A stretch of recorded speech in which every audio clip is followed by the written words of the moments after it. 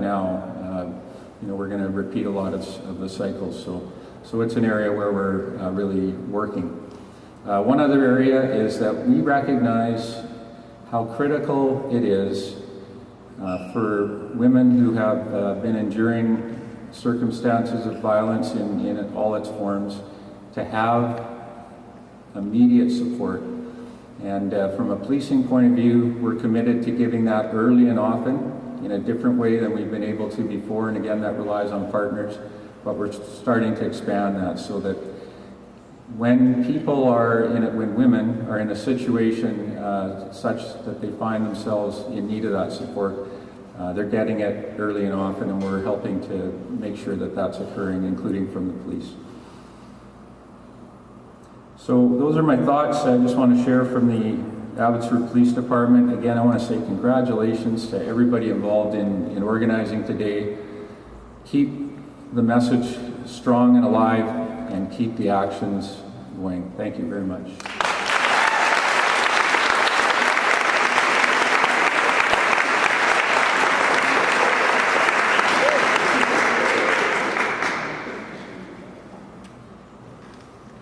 Thank you, Rick.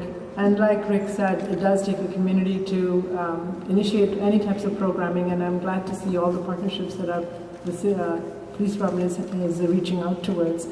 Now is kind of an interesting time. We'd like you to be able to ask questions of Romana and Rick, as well as share stories if you like. Obviously, we're not here for the whole night, but so keep it brief if you want to share something with us. We'll bring Romana back on stage and have her answer some questions, maybe for about 20 minutes.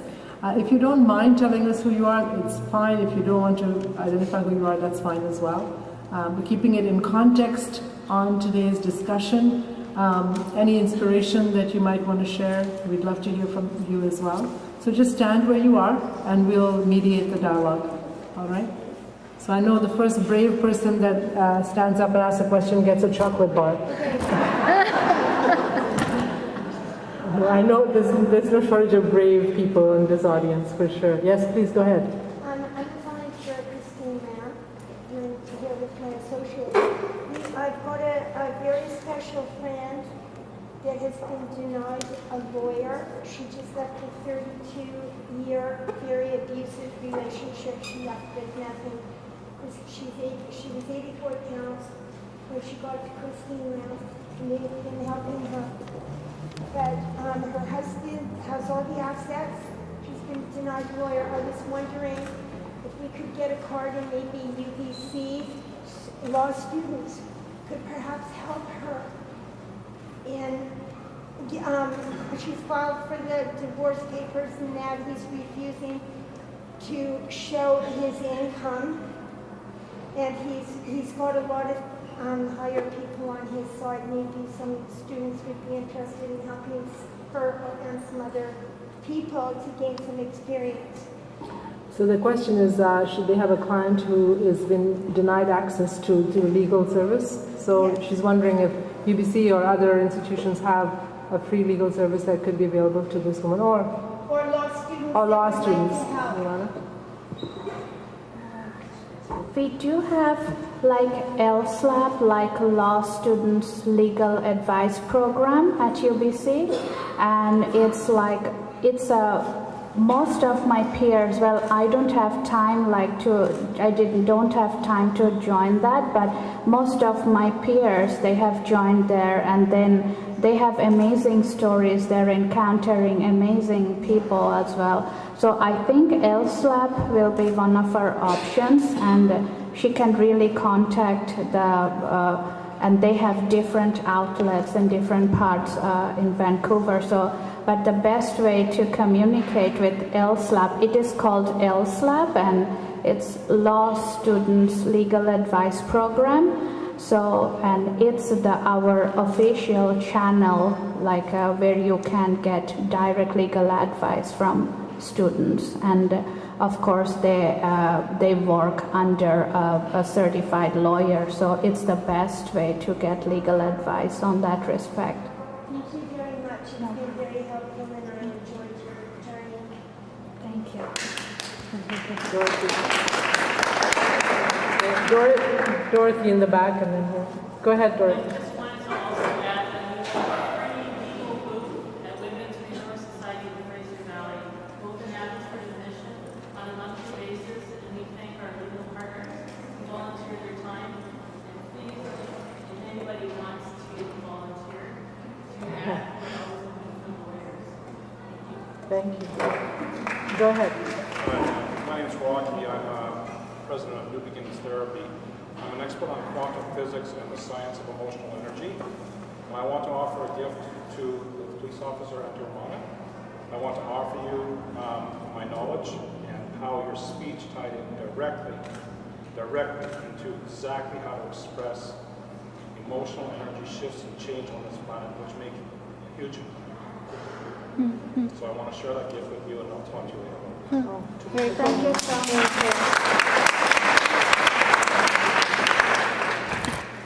Go ahead. Hi, I want to thank you for your inspiration. I was abused sexually as a child and abused emotionally throughout my marriage, trying to leave the person who abused me. And your inspiration is awesome. It's hard to get up every day and face a bully. He's using my mental health issues against me. Taken out a false restraining order based on things that didn't even happen. And when you do have a history of mental illness, it is held against you. So I've lost my children, I've lost my home, I've lost everything, and I continue to fight, and you are an inspiration. Thank you so much.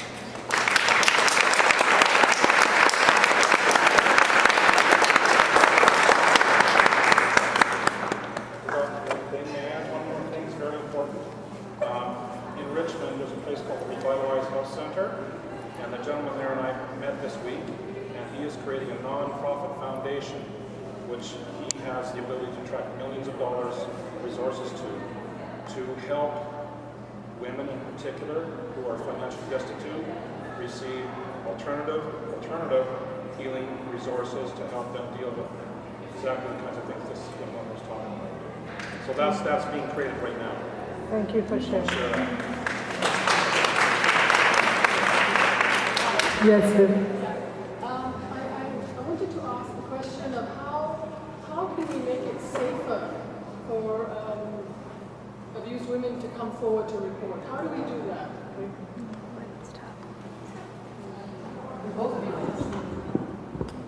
Okay, so I guess Vivian's saying if we can both respond, but I'll respond first if that's okay. So the question was, how can we make it safer for women to come forward?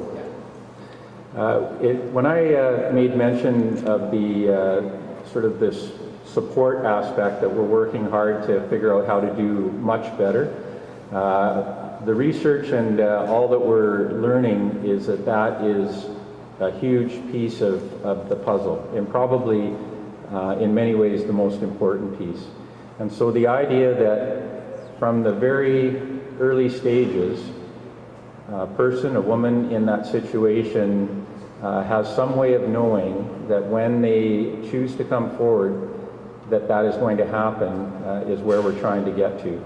So just one small example on that. Last year, within the context of our plan for last year, we did an awful lot of work in terms of trying to get outreach and messaging around this into the community. So we did set a goal for ourselves to see, and please let me explain this one, we wanted to see the number of incidents of domestic violence reported to the police increase last year by 20%. The goal there was to give us some indicator that perhaps Abbotsford at least was getting healthier in terms of women being in a position to come forward. Of course, you don't want that to continue to grow for all the obvious reasons, but we did end up with 17% increase last year in reports of domestic violence. And I'm not going to for a moment say that's an amazingly happy moment, but in the context of us trying to have more people come, more women come in to report things, we take some value out of that. So Kevin and his team And part of what we're working on this year is to get that message out further, that not just from the police, but beginning with the police, because not every matter in terms of taking steps is going to necessarily involve the police. But those that do, there will be support from the police and whatever partners we need to involve. And then also getting the message out, which is part of why I'm congratulating people involved, Women's Resource Society, others who are saying to women, there is support here, do something, and we are here to help you, and we will help you from the very start. There's a gap, often it has been a gap in the past between coming forward and the next thing that happens to support the woman. And so it's trying to keep that support in place right from the start. So that's where we're working. So.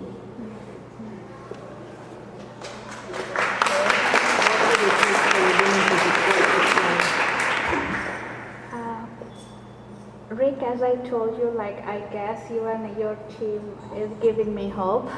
And so, yeah, I know that it's not very happy moment, but at the same time, it's a very hopeful moment, I would say, because if this is where change is coming from, we are welcoming that change, and I'm so proud that you are doing it. Thank you so much.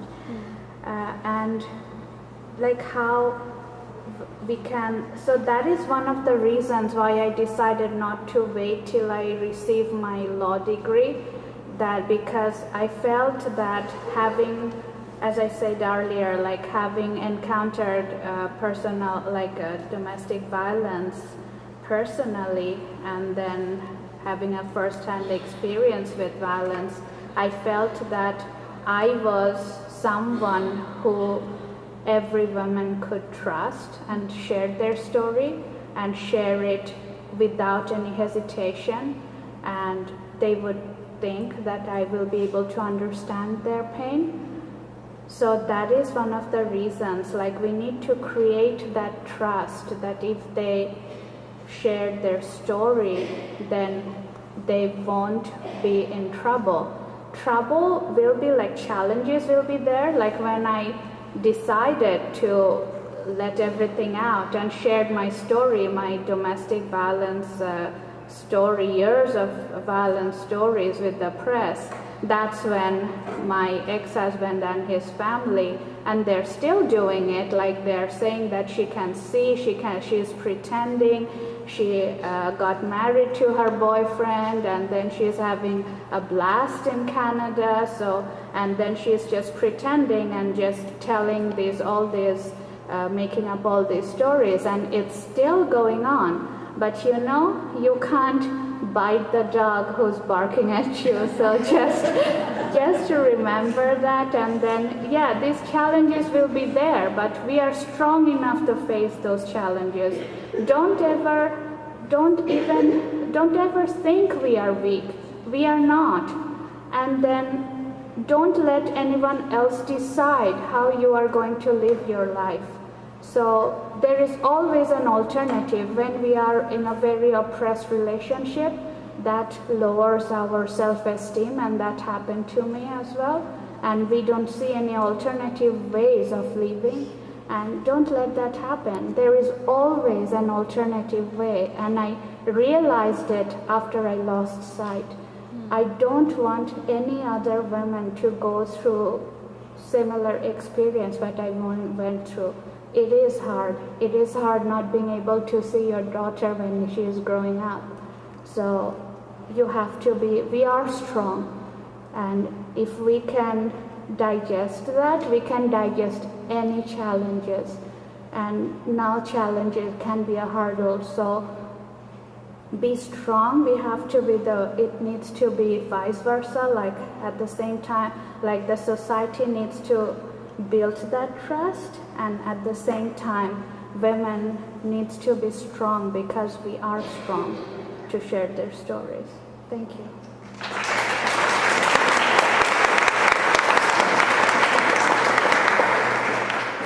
Any last questions? Yes. My name is Nicole Haynes.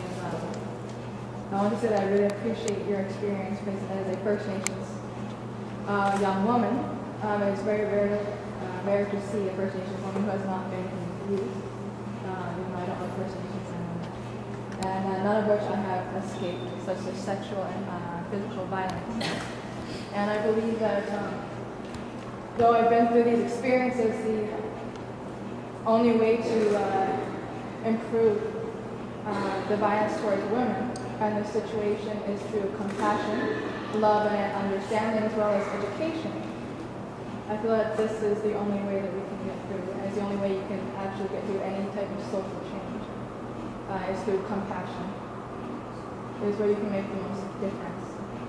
And I ask for your permission to use the podium so I can say a poem.